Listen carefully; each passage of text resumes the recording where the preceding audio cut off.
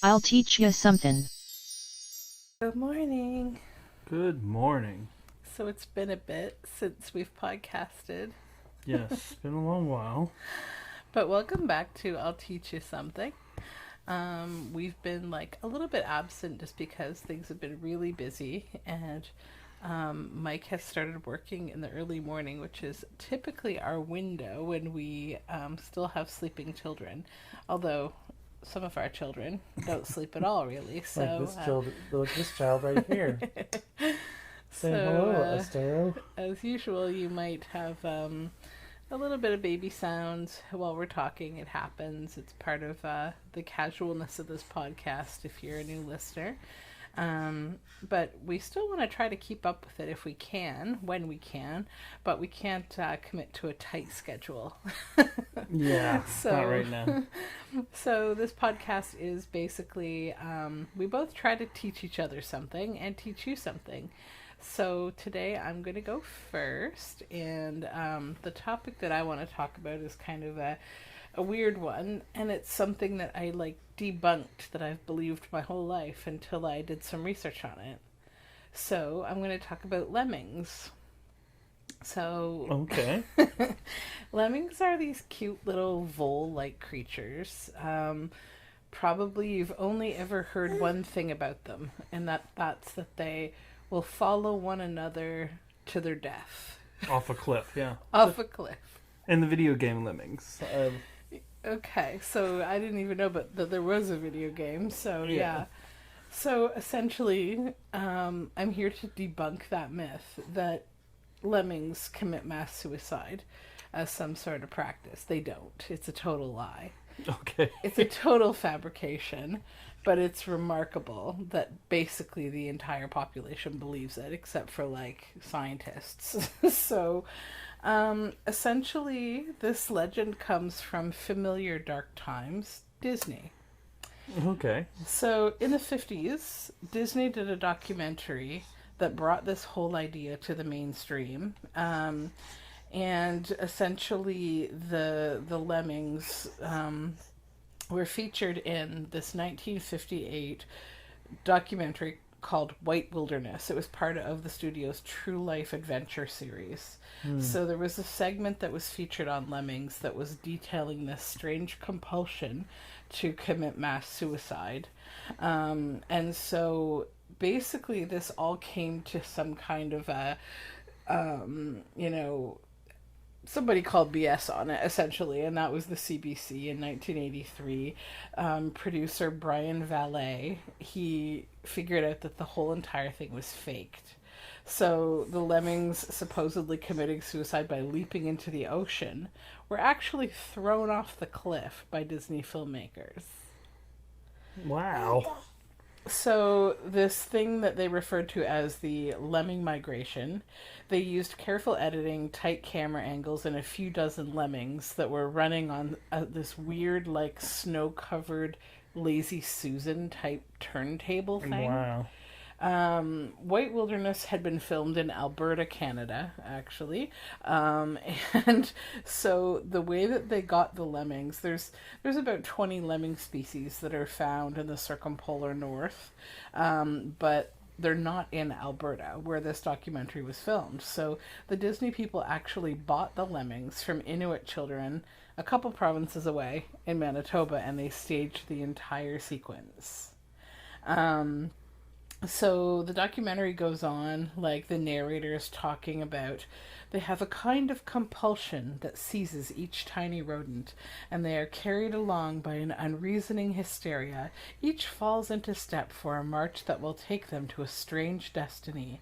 The destiny being to jump into the quote unquote ocean, which is actually not even an ocean because they're in Alberta. It was more of a stream. Again, it was like tight editing. You know, and they said that like they were obsessed with this idea of moving on. Like they couldn't look back, or, you know, it was like this weird thing. So, yeah, it's total nonsense. They don't commit mass suicide. You know, like there's like obviously a lot of nature documentaries that you have to kind of watch out for, like in even David Attenborough's The Life of Birds, there was like close up footage of a flying duck that was like filmed like, you know, with their razor sharp, you know, like details, and it actually was a duck that had been trained to fly alongside the car, although that's not as like problematic. I think, you know, in the Attenborough series, like they're really trying to teach the viewer the finer details of nature, like, you know, what Not lead animals to their death. to their death. Yes. So, basically they figure that this idea came from this kernel of an idea that was like there are some sort of cases in nature where this can happen. It's more like, you know, I don't know, it became kind of this deranged take on migration, though. It didn't really, like, there is no known mass suicide in any kind of animals. So yeah, the main reasons that lemmings die are the same as for any other animals, like predators, food loss, habitat loss, climate change. And they're kind of cool, actually, because every year they can increase their population by a factor of 10. And they're very similar in their habits, like moose, beaver, any other animals. They can swim. They can swim as part of their migration to find like greener pastures. Sometimes they drown normally. Yeah, but this documentary, so they called it. I'm trying to remember, like it even won like an award for, you know, so for, you know, being a great documentary until it was like, you know, called out. So yeah, they what else can I say about them? I mean, I guess it's a compliment to be called a lemming. That's pretty. Yeah, that's pretty much the only thing that lemmings are known for in, like, you know, our world, is just basically like jumping to their death. Don't be a lemming. So I wanted to, you know, get up on the water tower and spray paint over their name, because they don't deserve that reputation. Well, thank you. And actually, they're pretty cute. If you have a minute, look up a picture of... You know, I don't even know what a lemming looks like. Well, I'll show you. All right, while please. we're here. See, they kind of look like a hamster, guinea Yeah, they pig look kind like of a guy. hamster, yeah. So, Yeah, they've gotten a bad rap, for I don't sure. know what the heck people were thinking of. They typically live in Alaska and in northern countries. They like tundra and open grasslands. Like, they're just these cute little guys. So I have absolutely no idea why this was faked, but yeah. Disney being Disney, I guess. Oh yeah, well, maybe on Disney Plus they'll put it on Disney Plus and they'll put a cue card like they've been doing with all their early stuff. Yeah. Talking about, well, it was a very different time back then. We're sorry about the lemmings. Yeah, I hope they do, because that deserves an apology. Yeah, it's probably coming. Don't worry. Poor lemmings. We'll send them an angry message. Yeah. All right. Well, thank you for teaching me something. You're welcome. So my topic was kind of weird, and it got really broad. Yeah, take this. All right, let me hand you the child. Hello, kiddo. So I wanted to find out why food, like mass-marketed food, tastes differently around the world, or does it at all? And I think there are things that are obvious reasons for why food tastes differently around the world. People have different palates. People, you know, have different tastes. But there are some not so obvious things that make very commercially widely available food taste differently around the world. So I could do a million different foods, but the two foods that I kind of narrowed it down to are two things that are universally available pretty much anywhere, and that would be Coca-Cola and common white bread, sliced white bread. So those things are available everywhere. And there are people that say and swear up and down that Coca-Cola tastes differently here and there. One of the big things is like oh, Mexican Coke is way better than American Coke because they use natural sugar. Cane sugar. Yeah, cane sugar or something. Um, I've traveled to places like the Philippines, and I've had Coca-Cola there, and yeah, it does taste a little differently. Um, but there was I wasn't able to do like a side by side comparison of Filipino Coke versus American Coke. But one of the reasons why it does taste differently around the world, and it does, is a couple of things. So, Coca-Cola, is licensed, and bottling companies from around the world get these licensings to make Coca-Cola. The general flavor profile of Coca-Cola always remains the same. The things that are different around the world are the levels of carbonation and the type of sweetener that they use. So, in the US and Canada, high fructose corn syrup is the number one thing that they use for sweeteners. Around the world, like Mexican Coke, cane sugar. Some places use caramel to flavor their Coca-Cola. So those two things. I mean, does it have something to do with just the huge manipulative uptake of corn syrup in the North American market? Well, corn syrup is widely available in the North American market because the abundance of corn that we grow. In other places, sugar is more easily and widely available, especially in tropical countries, where it's easier to get and it's cheaper for them.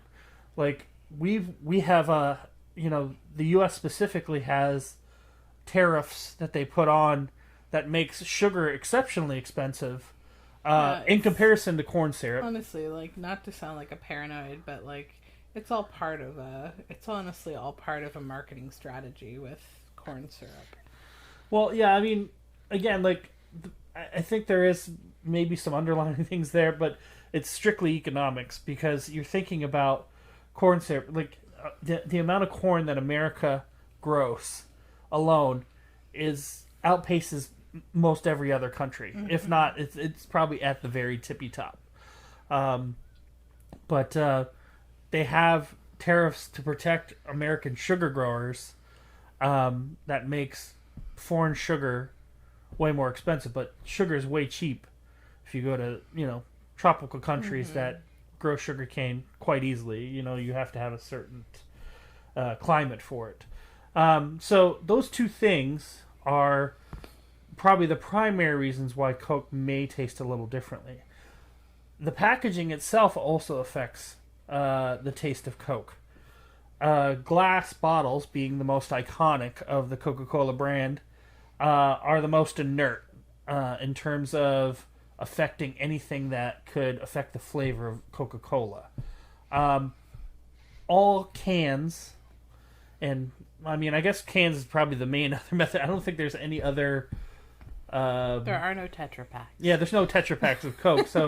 But cans are lined with a plastic. This just honestly makes me think about my childhood adventure in trying to be a good kid. Okay.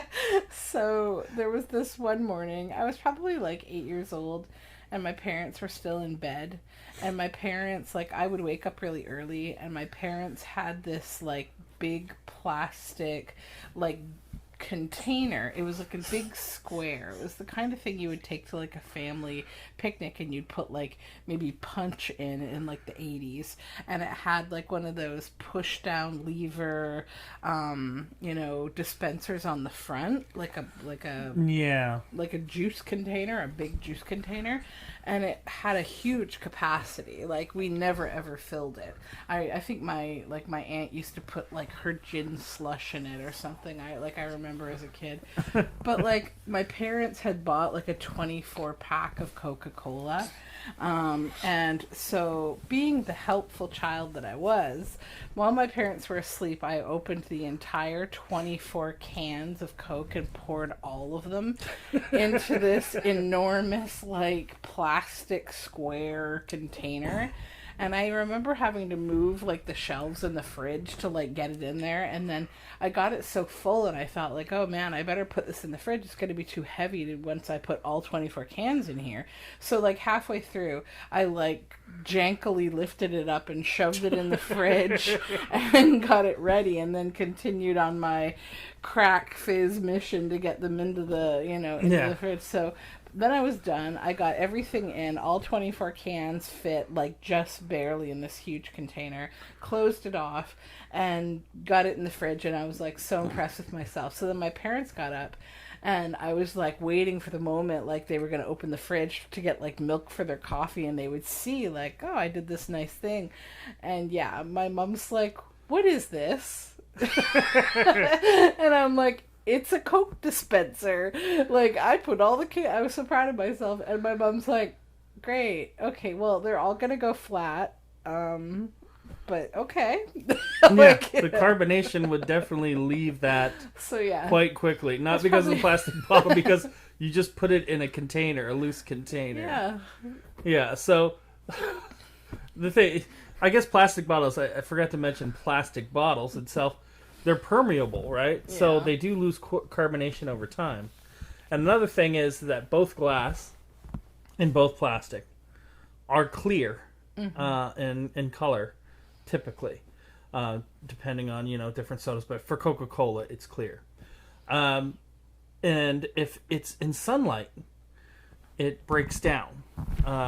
So that can affect the flavoring. Obviously, the freshness of the Coca-Cola can also affect the flavoring as well. And if you want to know what fresh Coke tastes like, aside from going to a bottling factory and making it yourself or going to a soda jerk, if those exist anymore. Let's go back to the 50s. Yeah. The best way that you can taste the freshest Coke that you can get here in North America would be to go to a McDonald's. And McDonald's and Coca-Cola have been partnered for a very long time. Not sponsored. Not sponsored, but by either Coca-Cola or McDonald's. But I used to work at McDonald's when I was a kid. It was my first job. And I used to do truck, and one of the things that you get delivered is the syrup for the beverages at the fountain drinks. We got all the other drinks like Sprites and the, I don't know, what was at the time, High C Orange and all the other one, Diet Coke. You got those in these big, syrup containers, which were like these... They were labeled, do not change until too late, and you've already given at least 2 customers garbage water. Yeah, basically. So we got all those in like these boxes, right? They were like maybe 3-gallon syrup boxes. And they were heavy as hell because I remember used to doing truck. And I had to unload all the trucks, French fries and all that. And that was probably one of the most dreaded things to pick up because they're about 40, 50 pounds of syrup and sugar, right? So, and we had to put these on these special racks. But the Coca-Cola was delivered differently, right? So they have a big, giant stainless steel container, okay, that they keep the syrup in. So, and they also, they also carbonate the water that's right there, good to go. So the syrup containers, I mean, the syrup is probably less than a couple of weeks old when it gets to a McDonald's. Okay, so McDonald's itself in its food science, because they're known for consistency around the world, they've also made a correct ratio of ice. So ice to syrup and water in their cups to make the most optimum flavor for Coca-Cola. And they also even designed the straw to be extra wide. This is probably one of the reasons why you don't see paper straws at McDonald's right now. And while all the other fast food joints are turning over to paper, it's because they've designed the straw specifically to draw more Coke faster into your mouth and across your palate to make it taste even better. Into the IV. Yeah. Yes.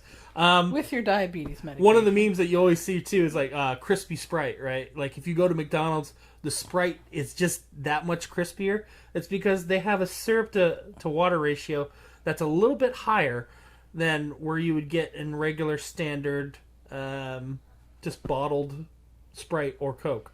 Weird. So yeah, so if you want to taste the freshest Coke that you can, go to a McDonald's. I mean, otherwise go to a bottling plant. But yeah, it's weird to me that that they've done this, but like it makes a lot of sense, and so yeah, it's good. It's good to know. And the other thing that I looked up was bread, just simple white bread, and you always hear these things about North American bread being sweeter than other breads, and there's truth to that. Of course. So we are pumped sugar like weird farm animals. yeah, I mean, it's towards the North American taste of wanting a little bit of a sweeter bread. Right.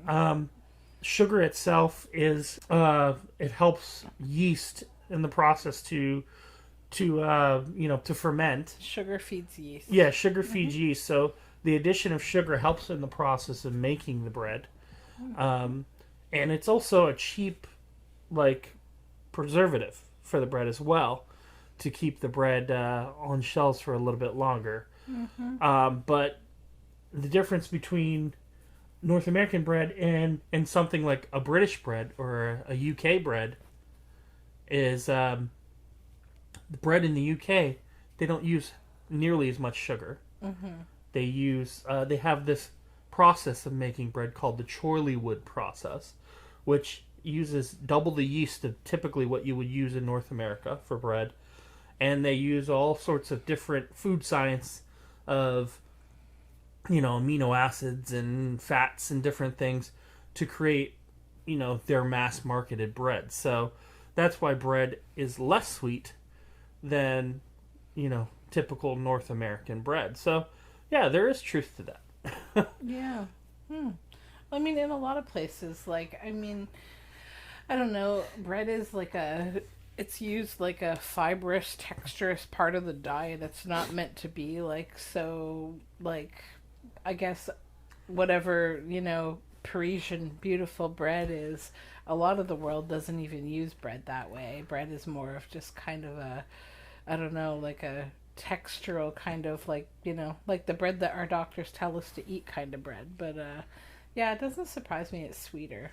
For sure. Oh yeah, and even like the most whole wheat, all grain kind of commercially available bread in North America has tons of sugar in it. Yeah, in comparison, it's not even honestly healthy. Like when you buy bread that says just whole wheat, it doesn't even have any real higher fiber or anything. It's just brown in color. It doesn't have the whole grain. It's not healthy.